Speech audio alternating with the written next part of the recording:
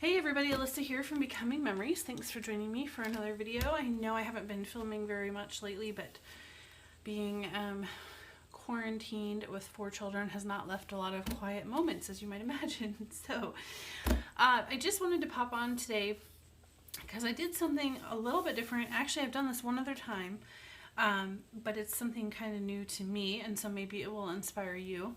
I got this collection a while ago, and I wasn't able to get all of it, and because it is from Australia, it is a little bit more expensive, and so I've been kind of hoarding it because I only have 8 sheets of paper and 2 packs of embellishments. And so what I thought I would do is, and I ordered this from the Secret Not Secret Kit Club, and I got a pretty good price, but I knew that because I only had a small amount, I would tend to hoard it and it would stay in my stash forever, even though I love it.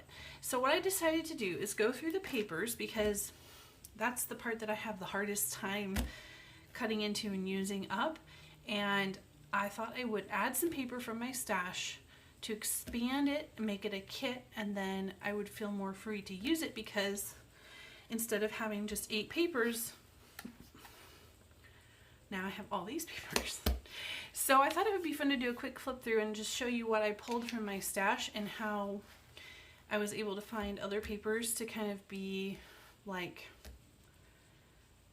maybe substitute isn't the right word, but like additions, there we go, to this gorgeous collection from Cocoa Vanilla. So this is kind of the signature paper to me.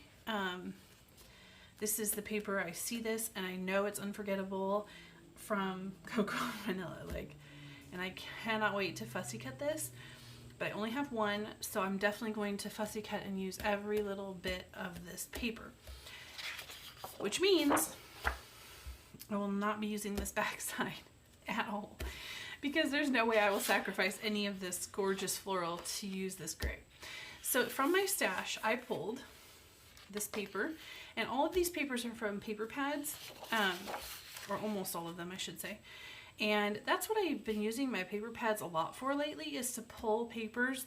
I'll pull one from here, one from there, and put together fun combinations of colors and patterns. And that really has kept me interested in my paper pads. I find that if I pull one out and I just use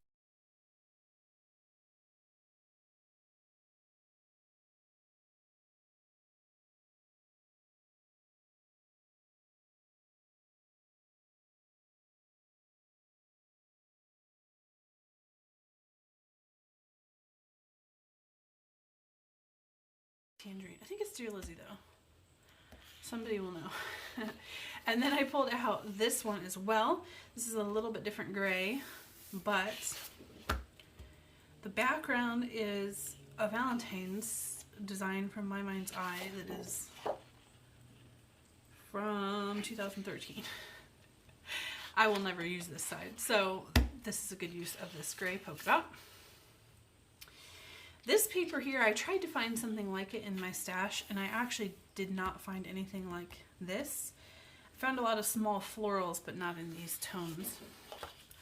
This gorgeous paper, however, I did find 2 kind of similar papers to add to my kit. One is this. This is not a watercolor, obviously, but it is kind of in the same pinky tones. And then I found this one. This is from We Are Memory Keepers. And it has that same watercolor look. This is more of an ombre, but I thought I would throw it in because if you check this out, this still goes pretty well. And even better is this one. This one goes really well with this. So that one made the cut. Next we have this paper from the Unforgettable collection. Beautiful black and white script, and on the back is this pink on pink. It's kind of a darker pink on a fuchsia, or a fuchsia on a darker pink background. So I pulled 2 scripts. This one, this is a My Mind's Eye paper from one of their older paper pads, and then I pulled this one, which is kind of more scripty like this in a more elegant way, whereas this is more bold and blocky. But this one, the tone of this background is a little bit darker, a little more gray, whereas this is a white, and so I thought including both of them would give me some good options. And then for this paper, I pulled a couple of other ones that will work quite nicely. And this is a different tone than this. However, if we go back to that original piece, this kind of centerpiece paper of the collection, these will work quite nicely together.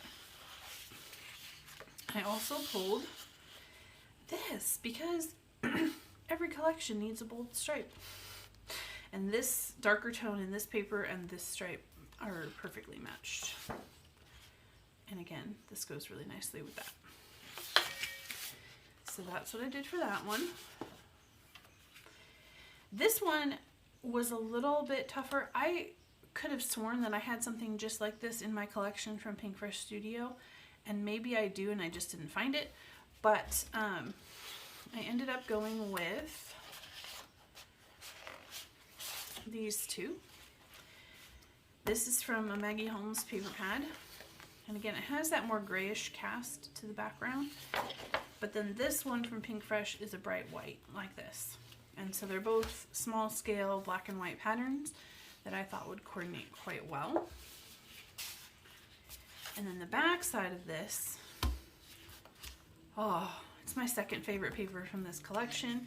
And I have a couple sheets of this gray tone wood grain, and they're in kits right now. So I may end up pulling them out and using them with this, but I also pulled this gorgeous wood grain.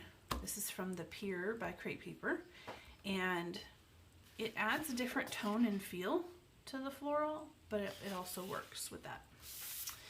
So I've added some more wood grain there. This is a paper I did not match from my collection. I do have some watercolory looking papers, but I thought maybe mimicking this would be a good way to pull out the mixed media and try something new. So I did not pull a paper from my collection to match that, but this teal stripe on the back, I did. This here is from a Pink Paisley, Heidi Swap. It's Heidi Swap. It's from Heidi Swap paper pad. Slightly different in tone from this one, but will work quite nicely with these papers. And then I also pulled this one, which is a little softer. This is from that same Heidi Swap paper pad, but it works quite nicely with this. And I like that this one is a little bit whitewashed, and so it kind of will add a different effect than the stripes. Okay, so that's that paper. The butterfly paper I didn't even try to mimic. I know I have other butterfly papers, probably not in these tones, but these will be fussy cut out, and I figured there's plenty here to fussy cut. I don't need to worry about adding more butterflies. But this paper, because I'm planning to fussy cut all these flowers, this tone-on-tone floral, either I will take a section of it and fussy cut out some of this and then do the other part with the butterflies, or I will skip this all together. And so I pulled out just a couple more sheets in this peachy pink tone. These are not exact matches, and they're definitely not florals, but they'll add a little more of this corally pink to my kit. And then this paper, this is a Dear Lizzie paper. This was the closest one I found in my stash to this original paper. I may fussy cut these, or I may just use pieces of it, but it's single-sided, so I don't have to worry about choosing. So that is that paper. This one will also get fussy cut. I don't do a lot of wreath style layouts. I just don't really find that they work very well for my style. But because I only have one sheet of this, I will definitely be fussy cutting all of these florals. And then I'll probably use the top part of this paper as a piece. But I also pulled out this gorgeous ombre with gold hexagons. This is a Jen Hadfield paper from Paper Pad. And it's very, very, very similar, almost identical in tone to this Cocoa Vanilla paper. This paper from Unforgettable It's a nice little irregular black and white smudges. They're almost dots, they're not really dots, but it kind of has the same effect as a small black and white polka dot. And this one I was really happy. I found a very close match. This is from a Dear Lizzie paper pad. And so that one went in straight away. And on this side of the paper we just have the cut apart. So that was the other reason I was happy that this was so similar, because I will most likely be using the cut apart side to make this collection last and stretch even further. The last Unforgettable paper is this one, and it is a black and white text on this side and more cut aparts on this side. So I already have, if you remember, there was that scripty black and white way back here at the beginning, to which I added these two texts. And so, I mean, this could almost substitute for this. So because I already have these in, I decided to do something a little bit different. And I pulled out this text from a My Mind's Eye paper pad. And it's kind of a newsprint color with some of the words a little bit darker shaded, highlighted. And it's one-sided, single-sided. But check this out. Let me find what I do with that paper. Look at that. Let me put... I started to look at some of these combinations, and I think it will work quite nicely.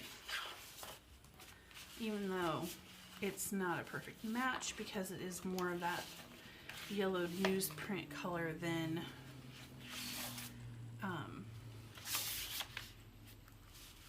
what is in the original collection. So anyway, so that is what I pulled out. So that gives me, instead of just having 8 papers that I don't want to cut into because I don't want to use up all this beautiful collection too quickly, I now have a nice stack of paper to pull from. I can use little bits of these gorgeous papers and make this collection last a lot longer. And then you probably saw I did sneak this out. I pulled this as well because some of the papers in this kit came from the same collection pack as this floral. And when I was looking at some of the combinations together, I thought I would throw this in because check this out. Look at that. How gorgeous is that? And where is that other?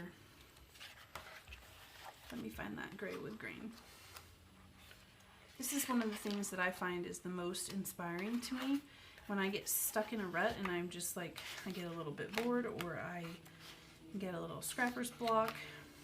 Sitting down and putting different pretty papers together always gets my creative juices flowing. Check that out. This wood grain with this floral is absolutely gorgeous. So anyway, so there you have it. That's how I am stretching this collection to make it last a whole lot longer with just a few sheets of paper. And I may pull out some other embellishments that kind of coordinate with this. I don't have an alpha, for example. I do have this alpha nearby, and also this one. I think both of those would coordinate quite nicely. This pink here is very, very much like this pink. And I'll probably pull in some other things like some gray word stickers. I'll probably pull some labels, a few things like that to make it stretch even further. So anyway, thank you so much for watching. I hope you have a happy, scrappy day, and I will see you later.